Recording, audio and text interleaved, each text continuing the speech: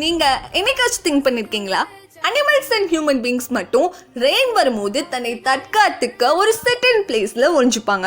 ஆனால் ஃபீலஸ் கிங் இருக்கல, ஈகிள், அவன் மட்டும் ரெயின்க்கு அகைன்ஸ்டாக பறந்து கிளவுட் மேலே பறந்துட்டு இருப்பான். ஈகிளோட நோஸ் இருக்குல்ல, அதான் பீக். அந்த பீக் செர்டன் ஏஜ் ஆக ஆக ஃபுல்லாக க்ரோ ஆகி அதோட மவுத்தே கவர் பண்ணிடும். ஸோ ஈகிளால் சாப்பிட முடியாது. இப்போ ஈகிளுக்கு டூ வாட் டை சிச்சுவேஷன். ஒன்று, அதோட பீக்கை அதுவே உடைச்சிக்கணும், இல்லைன்னா உடைக்காம சாப்பிடாம செத்து போகணும்.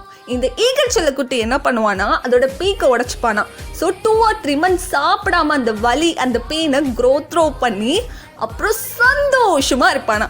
ஸோ டார்லிங், உனக்கும் கண்டிப்பாக ஒரு செர்டன் பீரியடில் பெயின் வரதா செய்யும்.